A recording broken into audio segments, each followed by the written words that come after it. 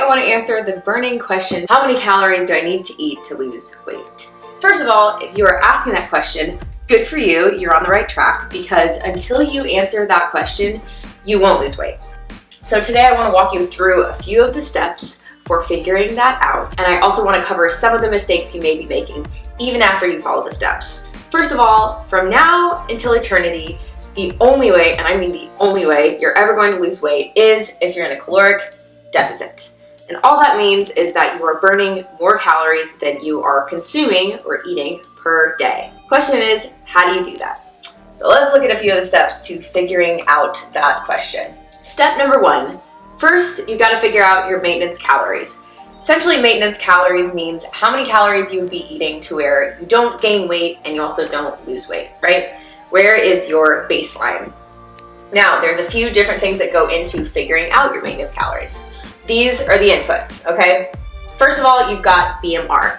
Whoops. BMR just stands for Basal Metabolic Rate.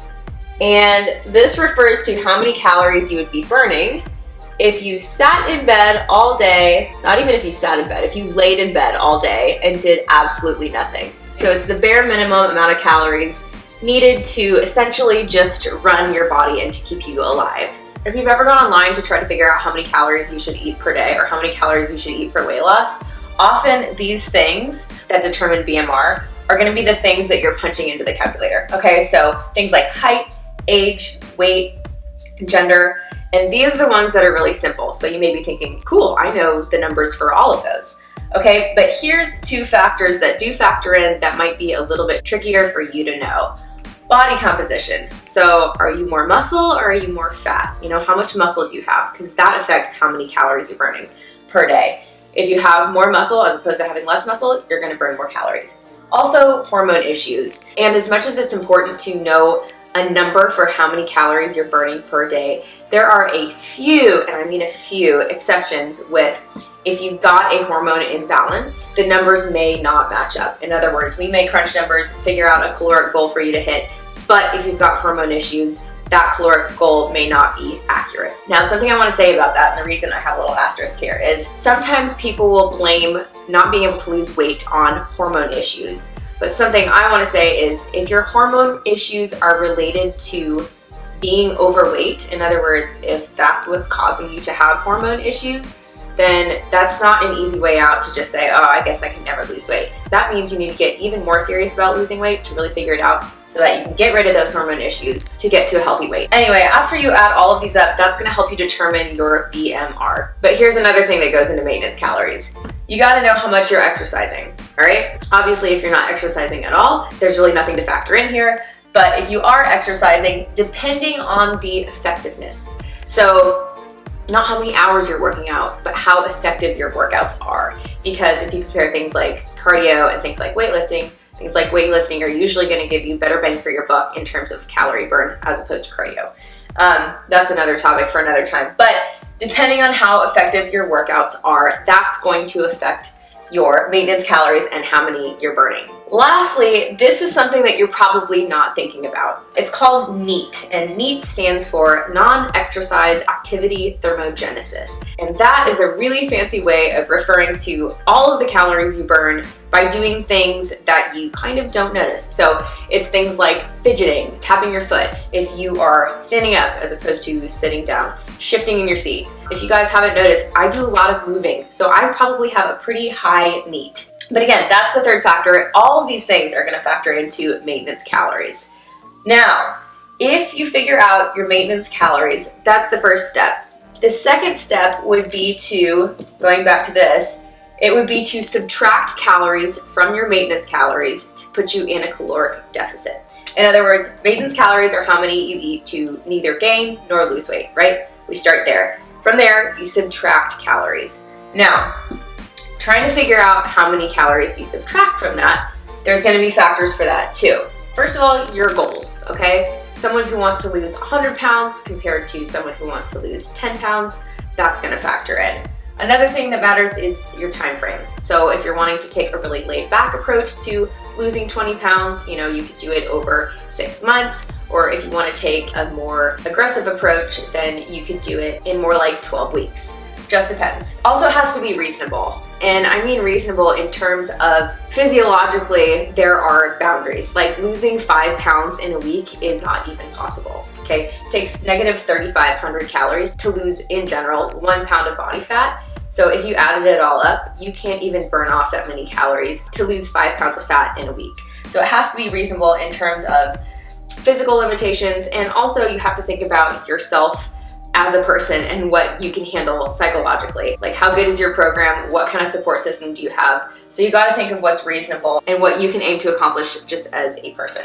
Now, let's say you figure out step 1, your maintenance calories, and you figure out step 2. If you do that correctly, you will lose weight for a while. But here's step 3. Oh crap, whatever that number is that you figured out over here, you've gotta know that after you do it for a while, you're gonna have to change that number in order to keep losing weight. And that is because life is full of changes. Number 1, your energy expenditure is going to change, okay? So whether you move into a new apartment and now you've got 10 flights of stairs to run up and down, and maybe you used to live in a 1-story house, that's gonna change how much you're moving every day. Things like changing jobs, you know, maybe you used to be on your feet a lot, but maybe now you got a job that has you more sedentary.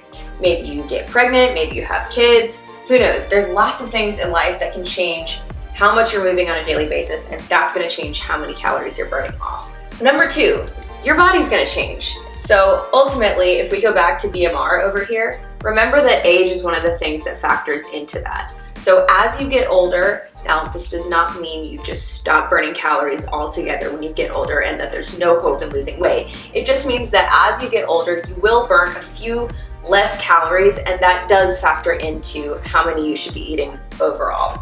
So age is something that affects that. Also, your body is gonna change as you lose weight. So as you lose weight, essentially there is less of you there, and it's gonna require fewer calories. So a lot of times the caloric number that may make you lose weight in the beginning is gonna need to be reduced over time in order to have you continue to lose weight. The last thing I wanna mention about hitting this point of realizing that it needs to change because it's not working anymore is you've gotta be gathering data all along the way, okay? Even when it is working, you need to be gathering data. And what I mean by that is you have to be tracking your food. You have to know what you're eating, and you have to know how much of what you're eating to even know how many calories you're consuming in the first place. You also need to be tracking your workouts, because both food and workouts are inputs that affect how many calories you're burning. So if you get to a place of being stuck, you've got to know what can be adjusted, okay? Here's the other thing, you need to be doing body stats, because if you're just looking in the mirror trying to figure out whether the calories you're eating are working for you to get you to lose weight or not, that's not going to be very accurate, okay? That's the least accurate way to tell if something is working or not. Body stats, I'm referring to taking your weight because it is a tool. One thing you can do to get a more accurate weight is take your weight every day and then do an average over the week, and that's going to give you a more realistic graph of whether your weight is going up or down. Also, measurements. You can do measurements. That can be a little bit harder to do on your own sometimes. If you don't want to mess with measurements, at least make sure you're taking pictures. If I had to pick the most important thing that you've got to do on a weekly basis to see if you're losing weight, it's take pictures. So take some pictures, same position, same lighting, same place every week. That's going to give you a really good look at body stats and whether your body is changing for the better or whether it's not, okay? Lastly, let's say you're doing all this stuff and you get stuck and you're still not sure why you're stuck. You think you're adding up all the inputs correctly, but here's what may be happening. This is maybe where you're going wrong. You might be eating more than you're thinking. If you're at a place where you're stuck and you're not sure what's going on, you need to really know what you're eating, okay? Because if you're not tracking accurately, you can't know, and then no matter what number you've come up with to aim for in terms of calories, if you don't know how many you're eating, you don't know if that number is correct or not. The other thing is you may be overestimating how much you're moving. So maybe you're thinking you're moving a whole lot, but you're actually more sedentary than you thought. That can affect how accurate your number is. The other thing that can happen, and this is something I wanted to mention about when your calories stop working and you need to cut out more calories. What can happen if you go too low in calories is your body will metabolically adapt.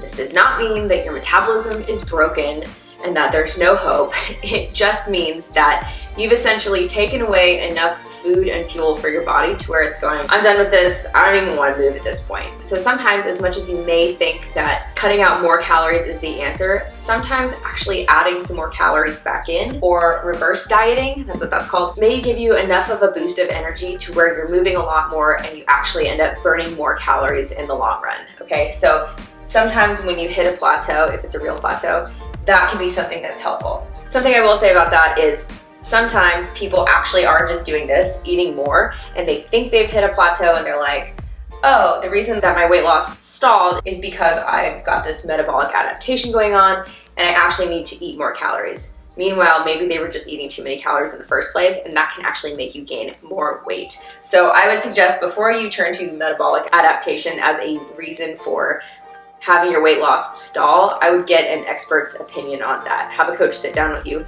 who knows what they're doing to really look at what's going on and tell you if you should reverse diet. Lastly, maybe your macros suck. And this is really a topic for another day because I could go into super detail about it, but not all calories are created equal.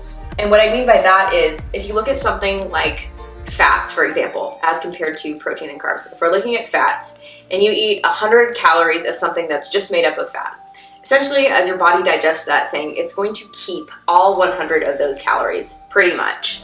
Now, if you've got something that's 100 calories of pure protein, your body has to work so hard to digest that protein in a good way that it's actually going to burn off almost 30% of those calories. So the caloric total for that thing is only going to be around 70 calories, as to where if you ate something made out of just fat, you're going to keep 100 of those calories. Macros and understanding how to have the right ratios of protein and carbs and fats, that's going to affect what your total calorie number is that you should be eating.